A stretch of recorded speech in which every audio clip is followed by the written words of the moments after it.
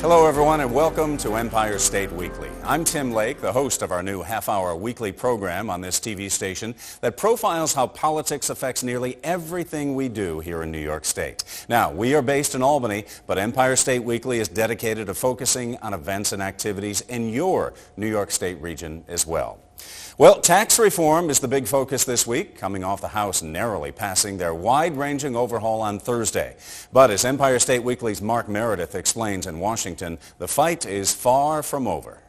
President Trump went to Capitol Hill to give House Republicans a pep talk. Pass tax cuts and you'll keep your campaign promises. Bill is passed without objection. Hours later, a majority of the House and not a single Democrat voted to move tax cuts forward. White House Press Secretary Sarah Sanders. We are encouraged that the House and Senate continue to work together to deliver what the President asked them to do. While the White House is celebrating the House vote, the fight over tax reform is far from over. The Senate is working on its own tax package, and at least one Republican has already said he can't support it.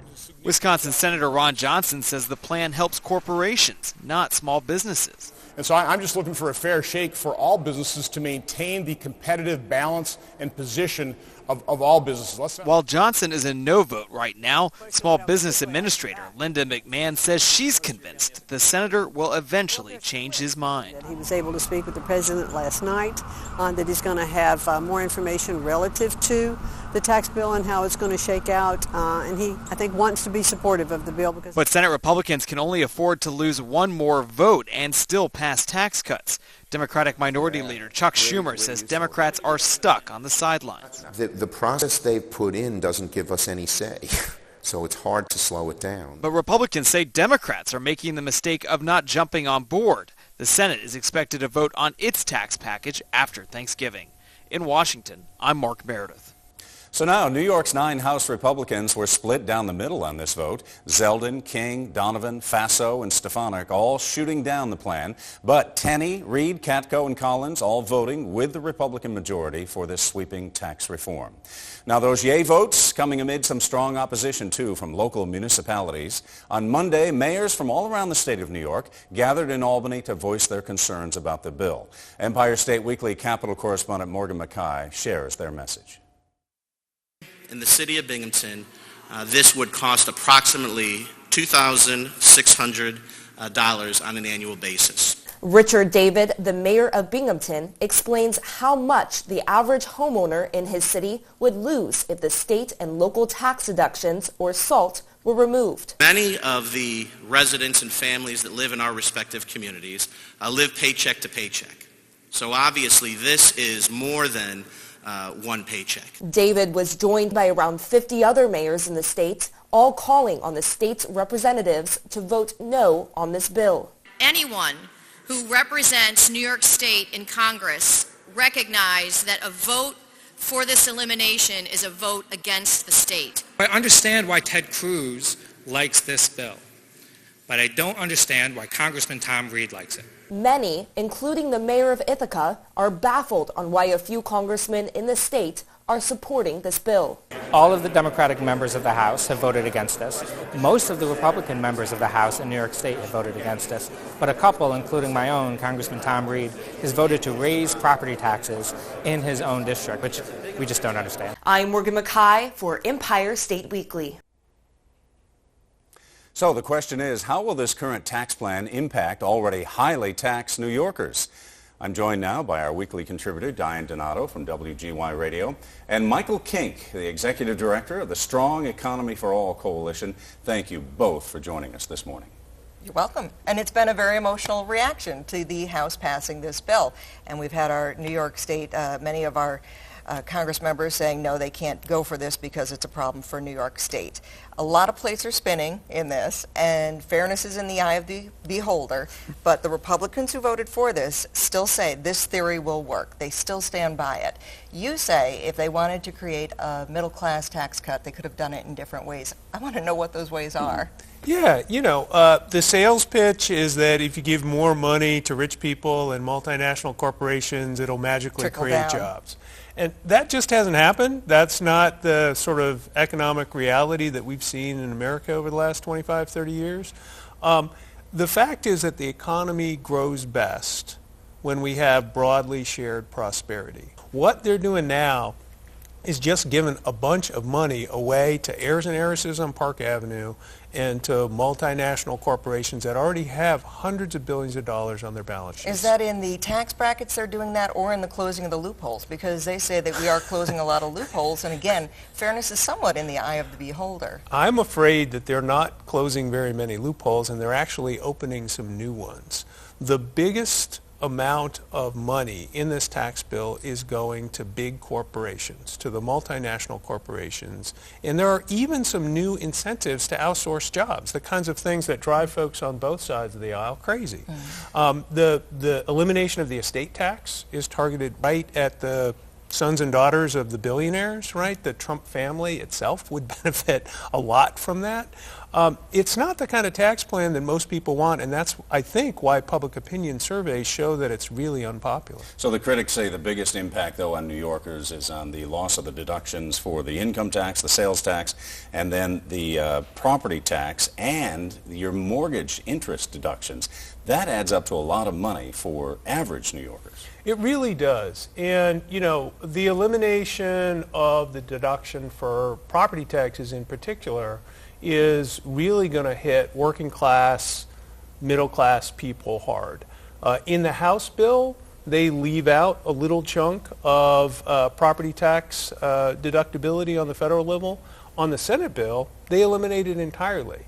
And so I think a lot of the New York House members this week that said they were going to vote against this bill did so because New York is targeted. It hits New York hard, and it hits working and middle class people in New York So hard. if this goes through, New York collectively has even higher taxes than we already do. It's one of the highest tax states in the nation.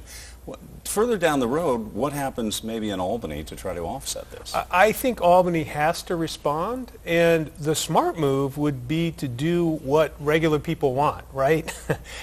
Albany could look at the super high-end earners, the multimillionaires and billionaires. I don't think working people should have higher taxes, but I do think our tax brackets at the state level were crafted at a time when there was a kind of more fair distribution of income. What we've seen over the last 25, 30 years is an explosion of wealth at the very high end. And if we move our tax brackets over to capture some of that wealth, which most people want us to do, we could fill in some of these gaps. We could provide some relief directly to property tax payers who pay a large percentage of their income in property taxes. And we could still have a little bit of money left over to invest in public education, in health care, and the kinds of things that grow the economy from the middle out. So the Republican Congress members who voted against this, by the way, they also mentioned they'd like to see, even though they couldn't get behind this, they'd like to see Andrew Cuomo make some changes in our tax system here in New York State. But a lot of them definitely felt the heat. They felt that there would be repercussions in the next election cycle. But interesting to point out that if this went into effect, if the Senate went ahead for this, it still could retroactively go into effect for 2018, but we really wouldn't feel the pain until 2019 when we were filing our taxes. So I don't know if we'd get a big voter revolt next year on this either. For this next election. Right. Interesting. I think there's been enough coverage of the profound unfairness of the bill that any challenger would bring it up over and over and over again. You know, folks are cutting their public schools in Utica. Folks are jacking up property taxes in Lackawanna or in the suburbs of Albany, down in Westchester, right? You're going to see people all over the state understand that they're in the crosshairs, and anyone who voted for this tax bill is giving huge bushels of cash to big corporations on Park Avenue. Real quickly, final point. Do you think this will drive more people from New York beyond those who've already left because of higher taxes? I think that depends on the response in Albany. If Governor Cuomo and state lawmakers come up with a strong package that responds in a fair way, it could actually be something where people understand our state can respond and do it well. Okay, let's see what happens. It's not a done deal yet, so right. Hopefully there's some time yet for New Yorkers. Thank you both very much for being here today. Well, now a slate of new bills signed to help New York's veterans, among them a measure making post-traumatic stress disorder, or PTSD, a qualifier for the medical marijuana program. Coming up, why that's easier said than done, and some of the other bills to help the Empire State's military men and women. Plus, Governor Cuomo jumping coast to California, the buzz surrounding his trip to the Golden States, and why.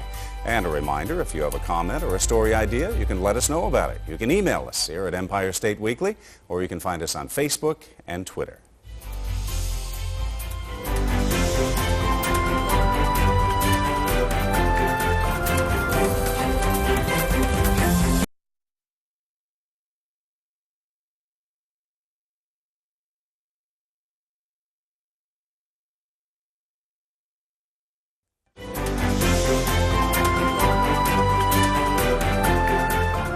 Welcome back to Empire State Weekly, a half-hour program on how politics affects nearly everything we do in New York State.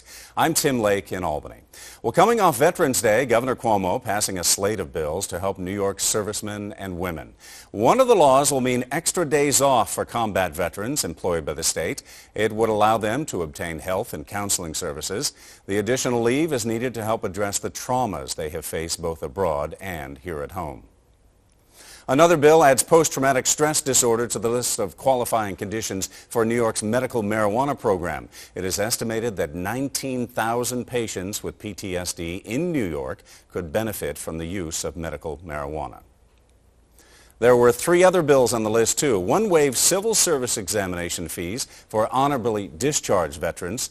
Another requires the Department of State to maintain a public list of all not-for-profit corporations that solicit funds for the armed forces. And the final one will create a space at the Capitol for a POW and Missing in Action plaque to honor veterans who have not yet returned home. Now, these bills are designed to honor and help New Yorkers who have served our country, but the medical marijuana measure comes with a little bit of red tape. And I'm joined now by Diane Donato from WGY Radio and Peter Potter, the Public Affairs Director for the Albany Stratton VA Medical Center. And Peter, thank you, and Diane as well, for being here today. Well, thanks for having us. Now, virtually every state in the country with a medical marijuana program allows for the treatment of PTSD. But that's not quite as simple as it sounds, is it? No. See, we have, being the VA, we're a federal entity, and we follow federal guidelines. So for us, it's really important what the federal standpoint is. And federal law says no to medical marijuana, whereas many states have now said okay to medical marijuana. Right. So it puts us in a very interesting position. It's important for us to let our veterans know that however they proceed with their health care, whether they're using medicinal marijuana or even for their own purposes, they let us know so we can follow their health care in the best way that we can. And because their records are private and there's HIPAA and there's patient privacy laws protecting them, it makes it even better for them to let us know, and it gives them the opportunity to feel safe on sharing there. So they can't get a prescription if they go to the VA for this, but they can now get it if they go somewhere else in New York State. And it also, by the way, the PTSD, that's for anybody in New York State added as a coverage thing. Right. So it's important, though, if they choose to do that. I don't know how many veterans get 100% of their care with you, but it's important then if they do it that they let you know that they're doing that. Right. And the VA has a thing where veterans, I'm a veteran myself, and I utilize co-managed care, which means I get a lot of my care from the VA, but I also have private doctors. And we work with those private doctors, and we share our medical records so we know what's going on, and we can give them the ultimate maximum care that they can possibly get. We should point out that this doesn't mean that veterans will be given marijuana joints and they'll be smoking it in a corner somewhere.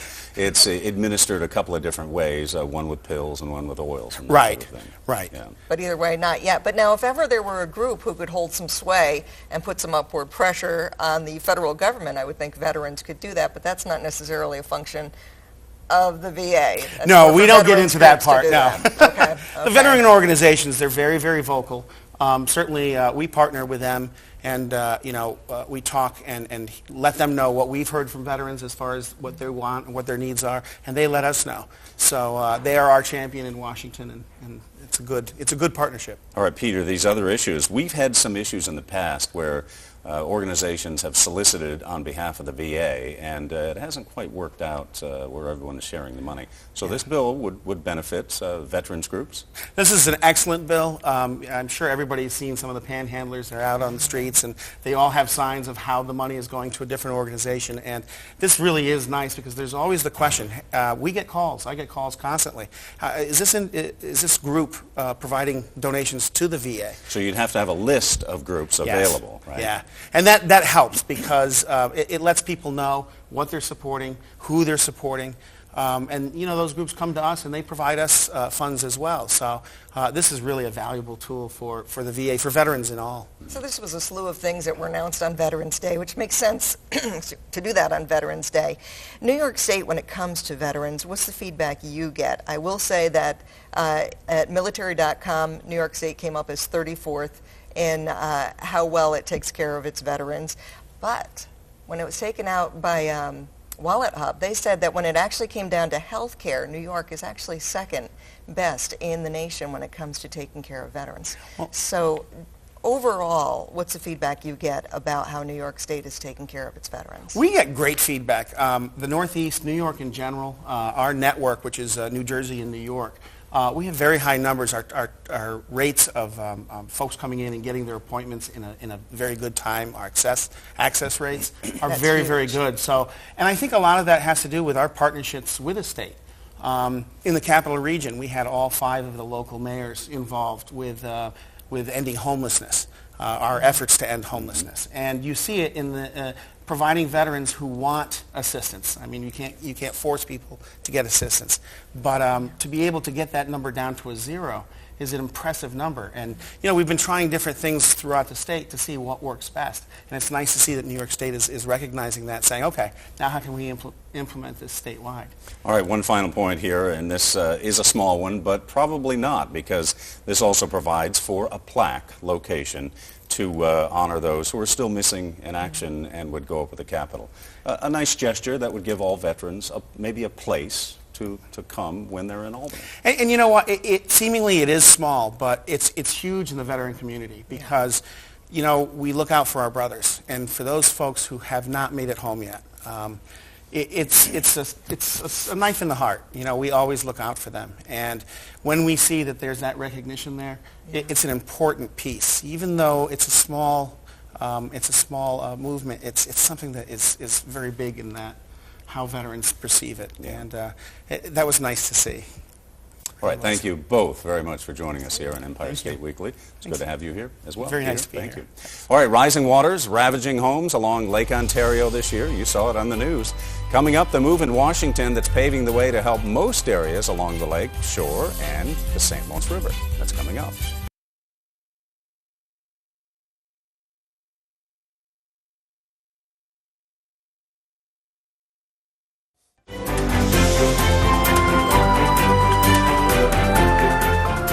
Welcome back to Empire State Weekly. I'm Tim Lake in Albany. New York Governor Andrew Cuomo spent 2 days fundraising in California this week. Now, the rumor mill is speculating that it's not only for his upcoming re-election campaign, but for a higher office as well. Now, the governor has continuously insisted that he just plans to run for re-election as governor in 2018. But he's making all the moves of a future presidential candidate, and he's sitting on a mountain of cash. The Republican Party has come out, though, a few names that are looking to run against him, such as Assembly Minority Leader Brian Kolb, Senator John DeFrancisco from Syracuse, and businessman Harry Wilson, who ran for comptroller and lost. Now, while fellow Democrats say these trips are nothing new, the New York GOP says the trip is sending the wrong message. People really deserve a governor who is going to be focused on those problems instead of his own personal ambitions, this pie-in-the-sky idea that he has to run for president. It's normal for leadership of any organization. I recall the day, and I love Joe Bruno, he used to go to Florida for fundraisers, and that's part of what leadership is supposed to do. Well, so far the governor has raised about $25 million in campaign contributions that he can use for his state campaign only. Well, the spring and summer flooding along the Lake Ontario shoreline has now been declared a major disaster by President Trump in Washington. And this paves the way for federal funds to be directed to counties bordering the lake. FEMA typically covers about 75% of the work done to repair disasters and will cover expenses incurred from May 2nd to August 6th. It's unclear, though, exactly how much that will be, but it is certain that Monroe and Cayuga counties won't be getting any. They fell just under the per capita spending threshold. New York is also keeping its promise in Puerto Rico, sending more than 300 more utility workers there last week to help restore the power. It was key timing, too, for their deployment. The island was hit with a major blackout in San Juan just as they reached 50% restoration of the power grid on the island. Now, the trouble in Puerto Rico hitting hospitals in New York as well. Places like Strong Memorial Hospital in Rochester coming up short on total parental nutrition. That's the formula used to feed patients through a tube, and it's made in Puerto Rico. Strong Memorial is coming up with alternatives now until the supply line from Puerto Rico can be restored. Well, for whatever Governor Cuomo's motives might have been in California, do you think he should have gone? The results of this week's political poll coming up next.